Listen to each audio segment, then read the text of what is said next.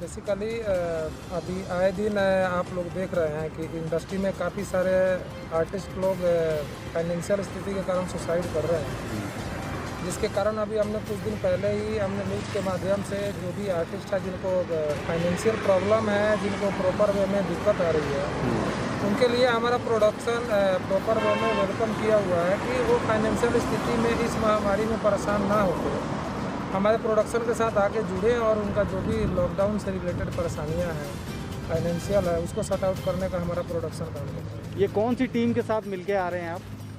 Actually हमारे जो financer है ऑलरेडी हमारी 6 प्रोजेक्ट फाइनल हो रखा है, जिसमें आपने विदेशी मेहरारू का रिसेंटली शूट स्टार्ट होना था, लेकिन लॉकडाउन के कारण डिले हो गया।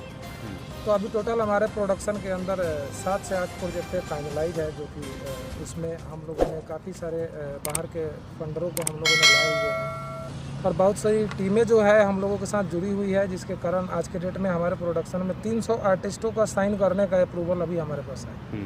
हमने ऐसे प्रोजेक्ट पे करे, इसी के लिए हम लोग हैदराबाद गए हुए थे और सारी टीम हमारी वर्किंग कर रही है इसकी। तो पवन जी, क्या लग रहा है कि एंटरटेनमेंट इंडस्ट्री को कितना प्रभाव पड़ा है कोरोना वायरस? देखिए, एंटरटेनमेंट इंडस्ट्री तो बहुत सारी चीज़ें सितारे खो चुकी है और आपके सामने भी ये चीज़ें हैं, आप लोग देख भी रहे हैं। तो इस तरह की समस्याएं इंडस्ट्री बहुत ज़्यादा लेवल पे झेल रही है। काफ़ी सारे कंपनी करोड़ों रुपए नुकसान हो गए। दूसरों की तो बात मैं नहीं कहूँगा, खुद के हमारे 3 प्रोजेक्ट रुके हुए हैं, जिसमें जो भी पेमेंट हमारे गए हुए थे सारे के सारे पेमेंट रुके हुए, सारे के सारे पेमेंट हमारे रुके हुए। तो ये सारी चीज़ें तो इंडस्ट्री तो हताहत है और पूरा पृथ्वी हताहत है लॉकडाउन से, तो इसमें तो हम किसी और की क्या बात करें। लॉकडाउन के बाद और कोरोना वायरस के बाद जब भोजपुरी इंडस्ट्री रीस्टार्ट होगी तो क्या लग रहा है किस ऊर्जा के साथ करेंगे? देखिए, अभी इंडस्ट्री को तो संभालने में 6 महीना तो लग ही जाएगा, इसमें कोई इफ एंड बट नहीं है। और कुछ ऐसे प्रोडक्शन हैं जिनके ऑलरेडी सारे प्रोजेक्ट लाइनअप है, उनके प्रोजेक्ट चलेंगे, क्योंकि ऑलरेडी कोरोना वायरस से पहले से ही उनके प्रोजेक्ट चल रहे हैं।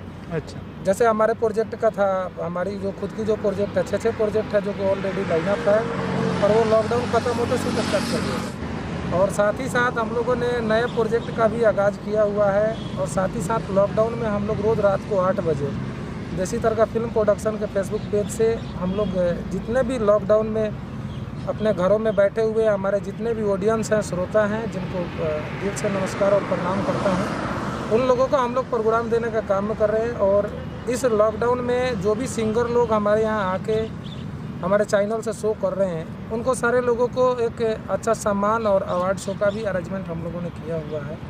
और इसमें काफ़ी बहुत से बड़ी बड़ी दिग्गज लोग प्रेजेंट हो रहे हैं और भोजपुरी को बढ़ावा देने का काम कर रहे हैं। इस महामारी में तो कई लोगों का मनोबल गिर गया है, तो मनोबल बढ़ाने के लिए क्या संदेश आप देना चाहेंगे?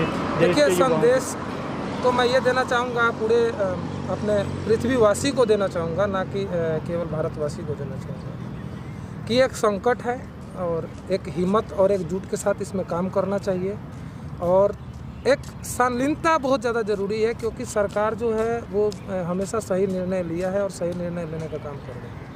ठीक। अच्छा, लॉकडाउन के दौरान कुछ ऐसी बातें हो जो आप साझा करना चाहते हो, क्योंकि बड़ा लंबा समय रहा और जब से फ़्लाइट वगैरह चले उड़े, जब आपको हमने देखा है सोशल साइट पर और आपको लाइव करते हुए देखा कि आप दूसरे स्टेट में भी गए इन दिनों जब से डोमेस्टिक फ़्लाइट चले हैं, तो कोई वाकया, कोई ऐसी बात आप बताना चाहते हो? हाँ, देखिए, बेसिकली क्या है कि अभी जो भी हमारे प्रोजेक्ट हैं, हम लोगों ने काफ़ी सारा प्रोजेक्ट लाइनअप किया हुआ है। ठीक है।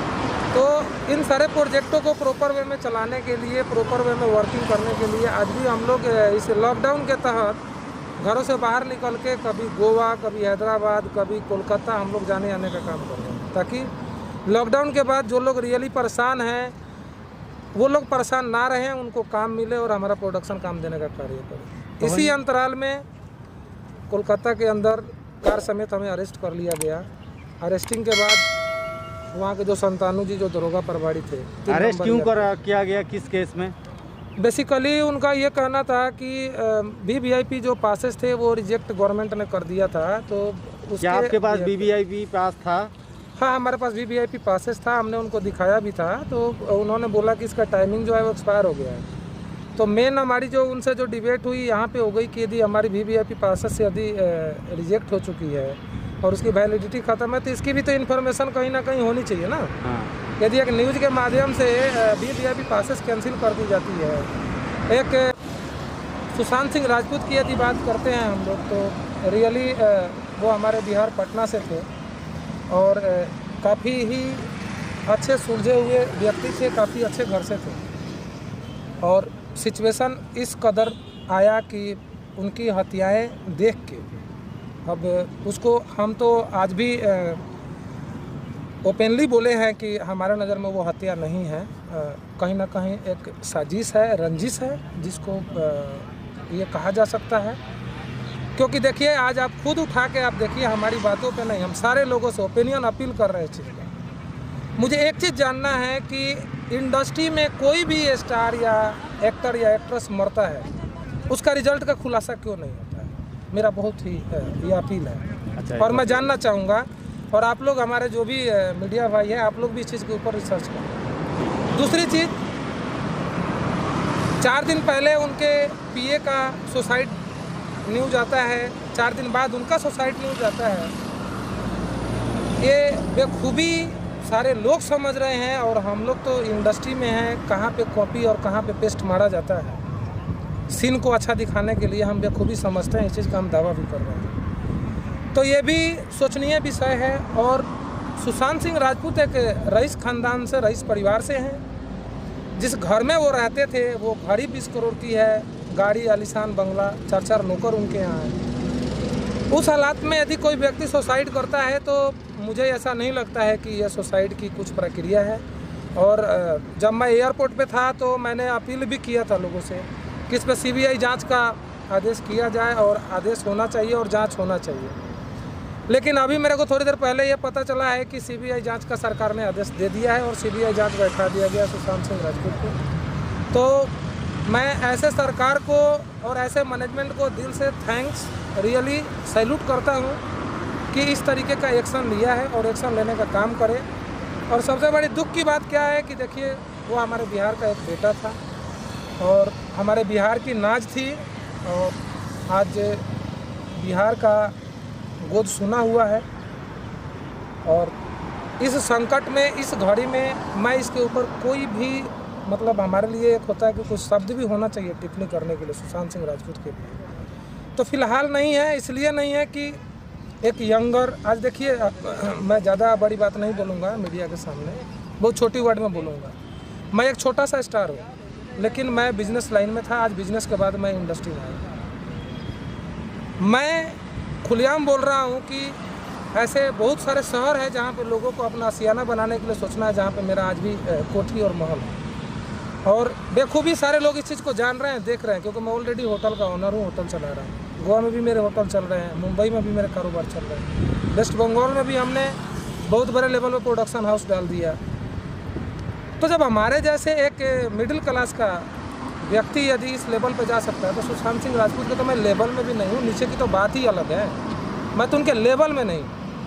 उनके जैसा व्यक्ति यदि सुसाइड करता है तो मैं नहीं मानता हूँ कि सुसाइड नोट से सकता है। तो सरकार को निर्णय, क्योंकि आज देखिए मैं इसीलिए सारे काम छोड़ के हैदराबाद से मैं बैक हो गया कि इस हालात में आज सुशांत सिंह राजपूत के माँ बापों को पता कैसे चला कि सुशांत सिंह राजपूत मर गए।